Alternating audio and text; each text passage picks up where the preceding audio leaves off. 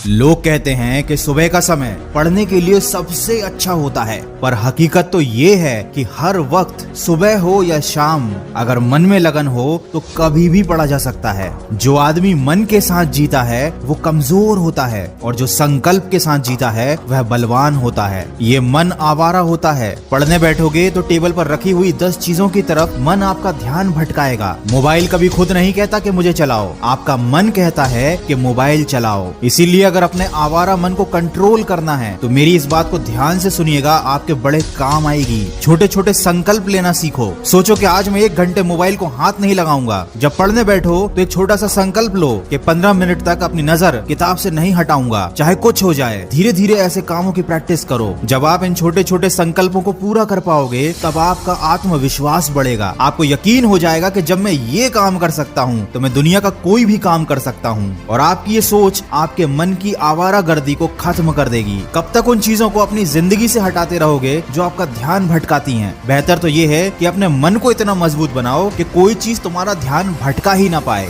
वो कहते हैं ना, सड़क से कंकर हटाने की जगह पैरों में जूता पहन लेना ज्यादा बेहतर होता है। किसी ने क्या खूब कहा है, मौत तो सबको आती है पर जीना हर किसी को नहीं आता। देखो, अभी तुम्हारे पास मौका है अपनी लाइफ बनाने का, और ये मौका आने वाले समय में तुम्हारे पास नहीं रहेगा। और अगर तुमको अभी भी पढ़ाई बोरिंग लगती है तो इसका मतलब ये है कि तुमको आज तक पता ही नहीं चल पाया कि तुम पढ़ क्यों रहे हो। पढ़ाई बोरिंग होती है, सच बात है, बिल्कुल बोरिंग होती है। इसमें कोई मजा नहीं, कोई एंटरटेनमेंट नहीं, कुछ भी नहीं। लेकिन सोना भी तो बोरिंग होता है। इसमें कौन सा एंटरटेनमेंट, कौन सा मजा होता है? खाना खाना भी बोरिंग होता है, लेकिन जब नींद आती है तो सोना पड़ता है। भूख लगती है तो खाना पड़ता है। तब एंटरटेनमेंट और मजा, ये सारी बातें मायने नहीं रखते, क्योंकि इनकी जरूरत नहीं है।